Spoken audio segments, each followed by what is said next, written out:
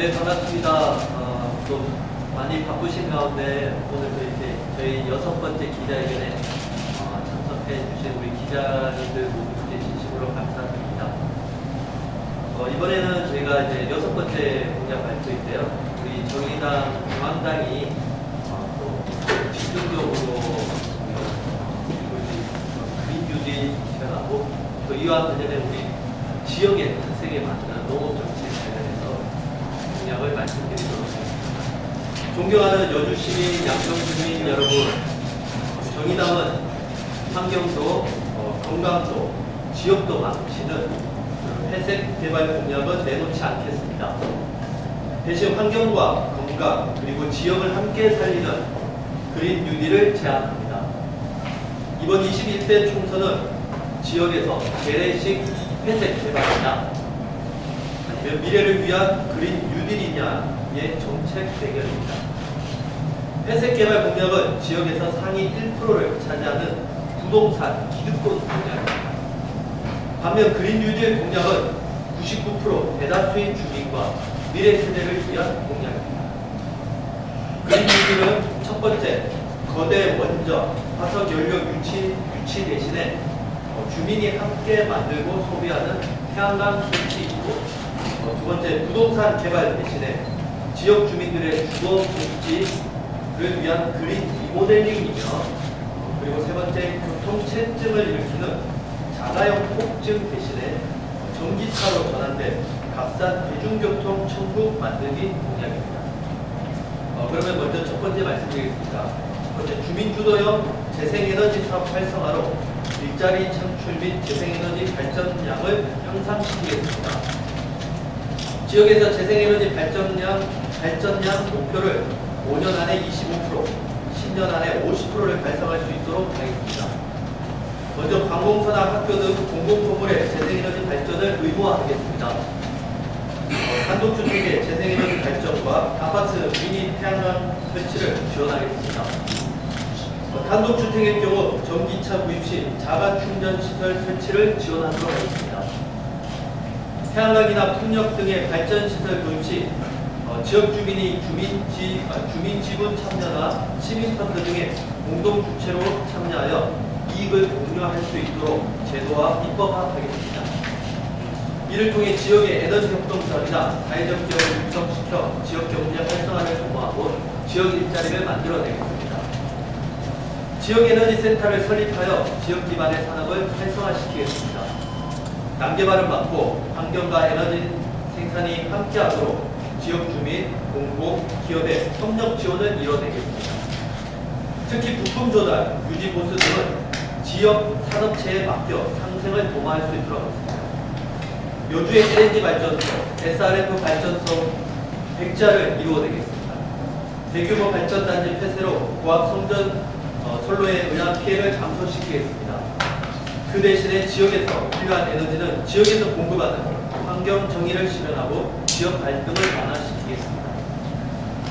두 번째, 그린 리모델링으로 주거복지 향상 및 주택과 건물의 에너지 소비를 감소시키겠습니다. 저소득층 지역과 노후주택 지역을 그린 리모델링 지구로 지정하여 획기적 에너지 효율화와 주거복지를 동시에 달성시키겠습니다.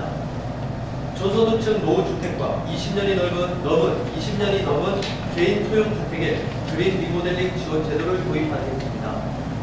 도시재생산업과 생활 SOC 그리고 그린 리모델링을 합친 마을 녹색 전환 프로젝트를 실시하겠습니다.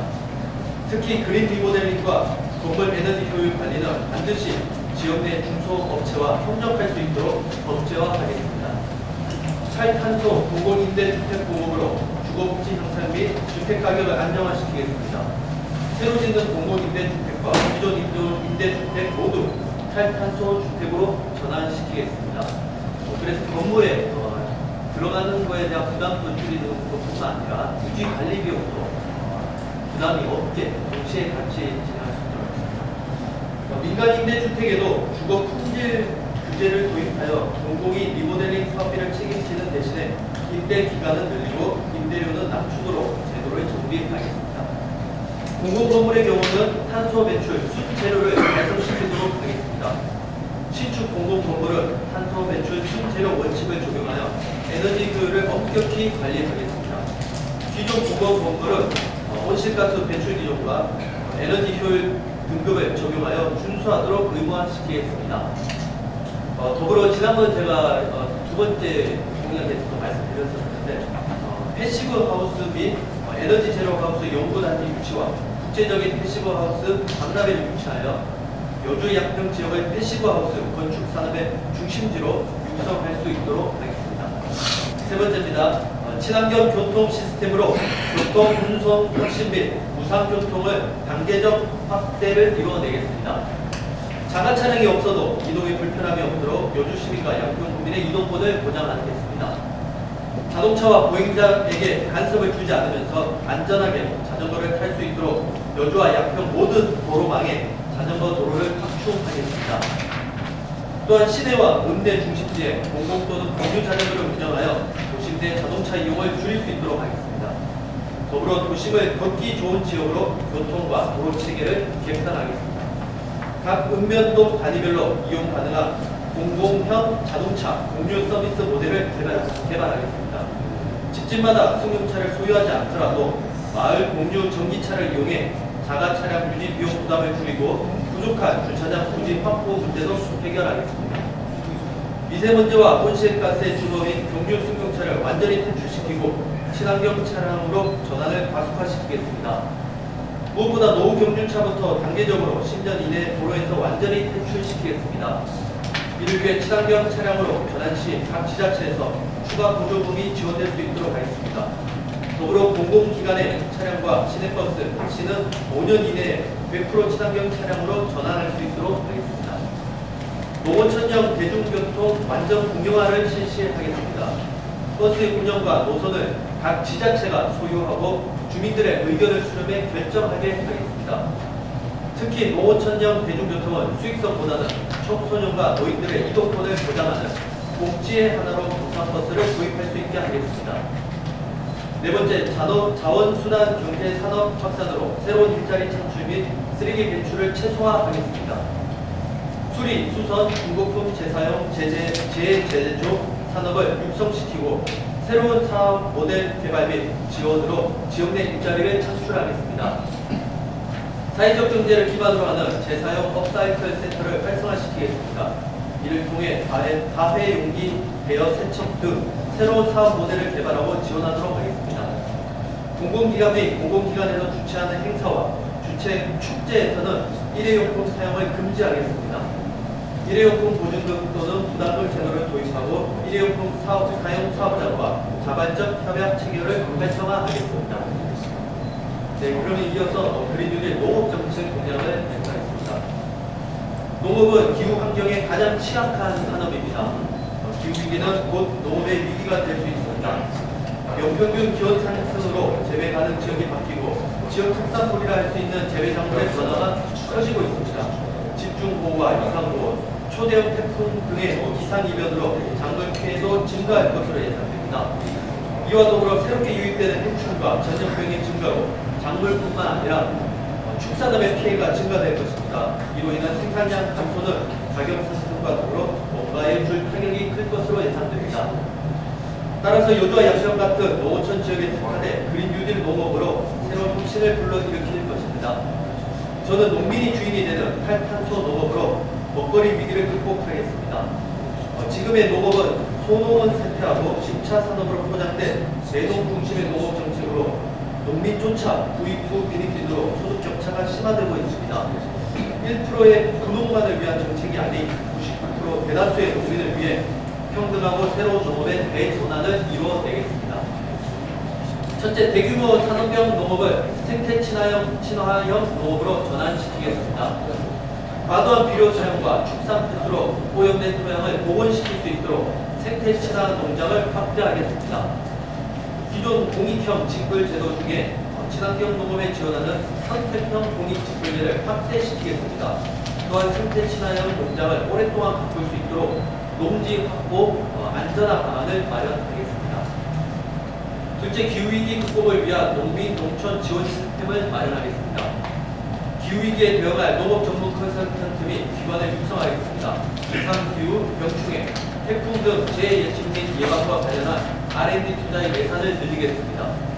더불어 피해 예방을 위한 각종 정보 수집 관리 시스템을 정비하고 정보 제공을 강화하겠습니다.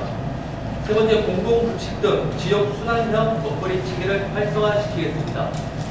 학교, 공공기관, 전통시장 등의 인근 도시에 지역 생산 농산물 공급을 의무화시키겠습니다. 그리고 지역 화폐와 연계하여 로컬푸드 인센티브를 늘리도록 하겠습니다. 네 번째, 농업에서의 에너지 효율화를 달성하겠습니다. 대부분이 석유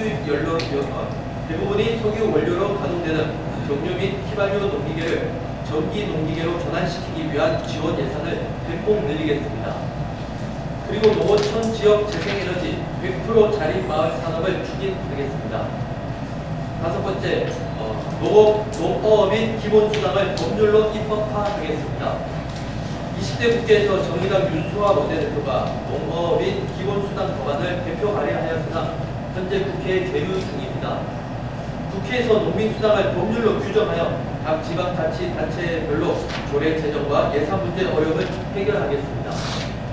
특히 농민수당의 지급 대상을 농가 또는 경영체로 한정하지 않고 농업 경영체에 등록된 모든 농어민을 포함함으로써 농업 노동자의 60% 이상을 차지하는 여성 농민과 청년 농어민들, 명세소농 등 실질적 농업에 종사하는 모든 사람이 차별받지 않도록 하겠습니다. 이상입니다. 이어서 질의응답을 하도록 하겠습니다. 먼저 정책에 대해서 상당히 공감 가는 부분이 많습니다. 또 현실 가능한 것도 있고요. 그러나 또한 현실하고 좀 동떨어진 것도 없지 않아 있어요. 네. 근데 현재 그 태양광 에너지 풍력 관련해서요. 네. 이 발전시설 도입을 주민 참여나 또 이런 걸 한다고 하는데 사실 지금 현재 여주나 인천, 양평에 보면 이 태양광이나 이 풍력 이런 관련해서 설치를 반대하는 민원들이 상당히 많아요. 네. 그래서 기존에 있는 것도 뭐 내가 알기로는 데모도 많이 하고 와서 반대 의사를 많이 표현하고 있습니다. 근데 이게 현실적으로 지금 가능한가? 우리가 좀 여쭙고 싶고요. 그다음에 여주에 그 LNG나 SRP 이뭐 백지화를 하겠다고 하는데 사실 이게 여주에서도 지금 그 지역 주민이나 일부 주민들이 찬반 양론이 갈리고 있어요. 그래서 이게 이제 지자체에서 주관하는 것이 아니고 중앙정부에서 인허가를 받아가지고 집행하는 거기 때문에 물론 지역 주민이 반대하면 일부 영향이 없지 않아 있겠지만 100% 영향은 있지 않다. 왜냐하면 그쪽에서 인허가를 다 밟아서 하는 사안이기 때문에 이게 또 현실적으로 가능하냐 이게 좀 있고요. 그다음에 이게 보면 차 없이도 이동을 하겠다 하는데 이것도 좀 현실적으로 가능하냐. 시골에서 꼴짜기에서 읍면동단에서 하루에 2-3번씩 버스 다니는데 그 주민이 이게 차 없이도 이동 가능하냐. 이것도 좀 이상적인 공약이 아니냐 이렇게 보고 싶어요. 그래서 그거에 대해서 답변 좀 부탁드립니다. 그 마지막에 차 없이 이동하는 게 가능하냐라는 말은 오해고 차가 당연히 있어야죠. 차가 당연히 있는데 차를 공유할 수 있도록 하겠다는 거죠. 그러니까 지금 농어촌에 살면서 생활비에 가장 많은 비중을 차지하는 게 자가차량 소유입니다. 그러니까 집집마다 차를 2대, 3대씩 가지고 있어요. 왜냐하면 아버지가 만약 집에서 아빠가 차를 몰고 직장에 나가면 나머지 가족들은 이동할 수가 없습니다. 그래서 엄마가 또 차를 구입하거나 자녀가 또 차를 구입하게 되죠. 그렇게 되면 차량 2대를 시골에서 운영하다 보니까 다들 생활비가 많이 부담이 되는 부분이 있고, 그래서 굳이 차량을 모두 집집마다 2대씩 가질 필요가 있냐. 그런 경우에 마을마다 공유 자동차들을 소유해서 그 마을 공유 자동차를 통해 각 마을마다 필요에 의해서 공유해서 사용하면 됩니다. 그래서 그런 공유 시스템을 늘릴 수 있도록 해서 자가 소유량을 줄일 수 있게 하겠다는 거고요. 그와 함께 마을 순환버스를 늘려가지고 대중교통 이용량을 접근성을 높일 수 있도록 하겠다는 게 저의 의견입니다. 그리고 첫 번째 태양광 부분에 있어서는 지역에서 태양광에 대한 반발이 있는 부분은 어떤 부분이냐면은 태양광 그 자체가 나쁘다는 것이 아니라 기존의 주민들이 원치 않거나 기존 지금 전원주택이 개발되는 방식하고 똑같아요. 그러니까 산림을 과도하게 많이 훼손을 하거나 지역에서 좀 이렇게 경관을 많이 훼손하는 방식의 지금 태양광을 만들어주고 있기 때문에 그 부분하고 태양광 그 자체하고는 다른 부분입니다. 그래서 그거는 구분할 필요가 있고, 그러니까 저는 난개발식의 개발은 반대하는 거, 저도 그거에 공감하고요. 대신에 태양광을 늘려야 될 게 많습니다. 지금 세계적으로 이제 탄소 배출권 거래가 이제 곧 시작이 되면 우리 한국 같은 경우에는 거기에 대한 온실가스 배출량을 감축시키지 않으면 그 금액만큼 돈으로 감당을 해야 돼요. 배출권을 사든지 구입하는지 뭐 이렇게 해서 한국이 이 부분에 대해서 선도적으로 나아가지 못하면 굉장히 국가 경제적으로 위기에 처할 수가 있습니다. 그래서 이 부분은 선도적으로 나가야 되는 거고, 그러려고 하면은 석탄이나 석유 에너지를 줄이고 태양광 같은 걸로 이렇게 전환이 필요한 시기입니다. 그래서 지금 가급적 농어촌 지역에 우리가 이용할 수 있는 모든 공유지는 태양광으로 활용할 수 있도록 하고, 특히 공공시설의 건물 옥상이라든가 축사 지붕이라든가 이런 부분은 충분히 활용을 할 수 있습니다. 근데 그런 것이 일부 어떤 그런 업체 위주의 외부에서 들어오는 그런 업체 위주가 아닌 마을 주민들의 주도가 되는 태양광 방식으로 해서 시민 주도의 태양광 운용을 하고, 그 태양광 발전으로 발생하는 수익이 주민들한테 돌아갈 수 있도록 하겠다는 겁니다. 그러니까 지금 반대하고 있는 것들은 외부 업체가 들어와서 일방적으로 태양광을 짓고 그 수익을 그 업체가 도로 가져가는 거예요. 그러니까 마을 주민들한테는 아무런 혜택이 없어요. 근데 마을 주민들이 주도해서 만들어진 태양광은 마을 주민들한테 그 혜택이 그대로 돌아가거든요, 수익이. 그러니까 농민들에게 어떤 부수익으로서 충분히 발생할 수 있는 부분이라서 저는 이 부분을 더 이렇게 잘 활성화시켜야 된다고 보고요. 그 다음에 LNG 발전과 SRF 발전소 같은 경우에는 지금의 이런 기후위기 부분에 역행하는 부분은 많습니다. 온실가스가 기존 석탄보다는 발생량이 5분의 1 정도로 LNG가 되기가 낮기는 하지만 그 자체가 발생을 하지 않는다는 게 아니고, 또한 여주가 LNG 발전소를 초기에 유치했을 당시에는 정보 제공이 마을 주민들한테 제대로 이루어졌나, 그 부분을 우리가 다시 돌아볼 필요가 있습니다. 그러니까 주민들이 알 권리를 제대로 알지 못했다는 것이죠. 10년 전에 LNG 발전소를 여주가 유치를 할 때만 하더라도 지역 주민들은 LNG 발전소가 마치 친환경 발전소인 줄 알았고, 그 당시에 이 LNG 발전소로 인한 미세먼지 문제에 대해서 민감하게 반응하지 못했습니다. 그 부분에 대해서는 지역에서는 실책이고 인정할 건 인정해야 된다는 거죠. 그래서 지금 그 당시에 바로 실행이 되지 않고 10년이 지난 지금에서야 실행되는 부분에 대해서는 우리가 다시 짚고 넘어갈 필요가 있다는 겁니다. 그래서 주민들이 이 부분에 대해서 원치 않는다는 것을 충분히 어필할 수 있어야 되는 거고, 저도 정의당 후보자로서 제 입장을 분명히 밝히는 부분입니다. 그래서 이 부분은 정부와 싸우는 부분이고 합의점을 찾을 수 있다고 충분히 생각합니다. 그리고 SRF 발전소 같은 경우는 쓰레기 태워서 발전하는 부분이고, 이 부분에 대해서는 실제로 친환경 발전소가 아니에요. 이거는 속이고 들어온 겁니다. SRF는 말 그대로 쓰레기를 태우는 발전소, 여기서 각종 다이옥신이라든가 발암물질들이 엄청나게 나오고 지역에서 전국적으로 논란이 되고 있는 부분이기 때문에 이거는 충분히 당연히 이미 여주시장은 쟁자해서 소송도 진행되고 있지만 여주시도 의지가 있는 걸로 알고 있습니다. 그대로